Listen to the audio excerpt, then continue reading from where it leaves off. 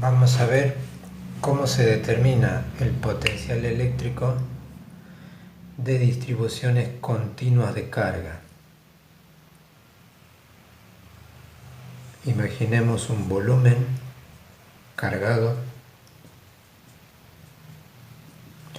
Cuando hablamos de distribuciones continuas pueden ser volúmenes, como en este caso, pueden ser cargas distribuidas en superficie o distribuidas a lo largo de una línea. Si de este cuerpo cargado queremos encontrar el potencial en un punto P, por ejemplo para ello vamos a recordar que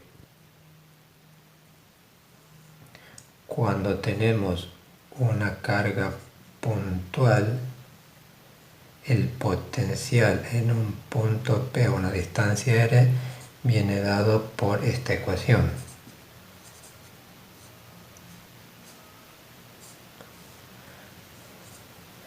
Siempre y cuando el potencial en el infinito sea cero.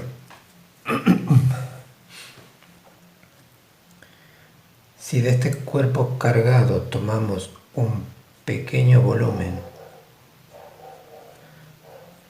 un diferencial de volumen, este pequeño volumen encerrará una carga también pequeña, una carga diferencial. Es tan pequeña que la podemos considerar carga puntual y por lo tanto utilizar esta expresión. Esta carga se encontrará a una distancia r del punto, por lo tanto el potencial de esta pequeña carga también será un valor muy pequeño, vendrá dado por una expresión semejante a esta, es decir, K por la carga que genera el potencial, que en este caso es diferencial de Q sobre R. Si queremos encontrar el potencial debido a todo el cuerpo cargado, habrá que dividir el volumen en infinitos diferenciales de volumen, calcular los potenciales debido a cada uno de estos elementos y sumarlos. Dado que la suma de estos infinitos volumen nos lleva a una integral, de forma tal que el potencial debido a todo el cuerpo es la sumatoria, que como decimos se convierte en una integral de los potenciales debido a cada elemento de carga.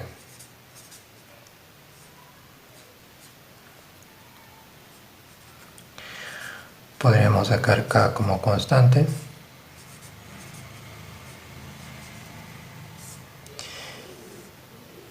Y esta es la expresión que nos permite encontrar el potencial de distribuciones continuas de carga. A modo de ejemplo, veamos un caso sencillo. Vamos a determinar el potencial debido a un anillo circular muy delgado uniformemente cargado.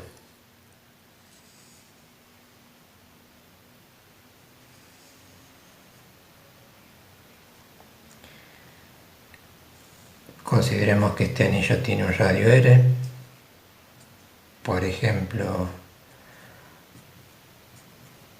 con carga positiva, y un valor de carga total Q mayúscula. Vamos a determinar el potencial de este cuerpo cargado en un punto ubicado sobre el eje del anillo. Consideremos que este es el eje X y el anillo está en el plano YZ.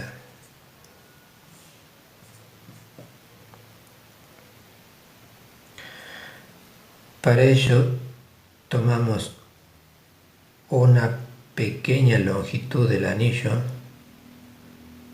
un diferencial de L. En esa pequeña longitud tendremos una carga diferencial de Q.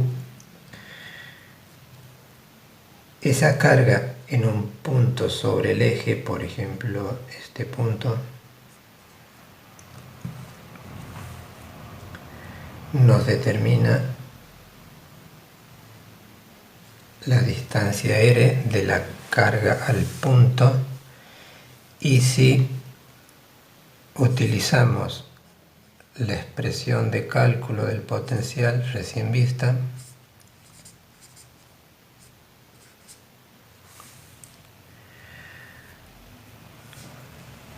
un detalle que estaba pasando por alto: así como esta expresión tiene validez siempre y cuando el potencial en el infinito sea cero, como esta expresión deriva de la primera, habrá que considerar que esta expresión tiene validez cuando el potencial en el infinito es cero. Continuando con nuestro problema, hay que decir que una cuestión importante es determinar qué cantidades son constantes y cuál es variable en nuestra integral. Una forma de entender esto es trasladar o mover un elemento de carga por todo el cuerpo cargado, y en ese proceso ver qué cantidades varían y cuáles no. Evidentemente, si movemos la carga Q, cualquier elemento estará a la misma distancia r al punto P. Por lo tanto, r es una constante y puede salir fuera de la integral. Esta integral sencillamente será la carga total del anillo, que hemos dicho que es Q mayúscula.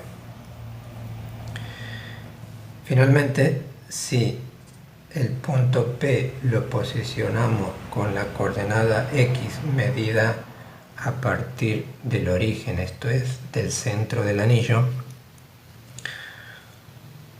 y observando este triángulo rectángulo en el cual la hipotenusa es R y los catetos son X y el radio del anillo, podríamos utilizar Pitágoras y encontrar que la hipotenusa R es raíz cuadrada de R cuadrado más X cuadrado. Reemplazando en nuestra expresión, el potencial entonces del anillo se puede encontrar como K por Q sobre raíz cuadrada de R cuadrado más X cuadrado.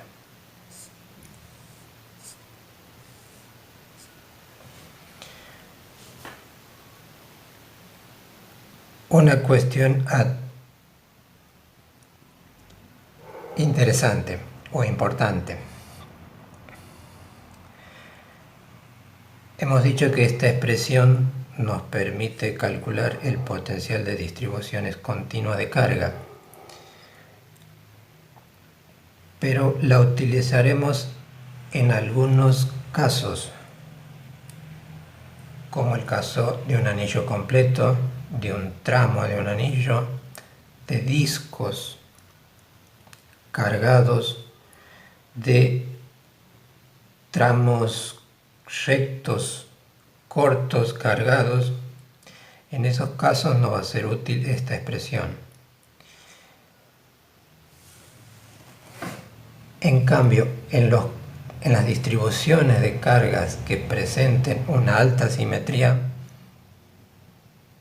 conviene utilizar una expresión ya vista, que nos daba la diferencia de potencial entre dos puntos. menos la integral del producto escalar campo por desplazamiento.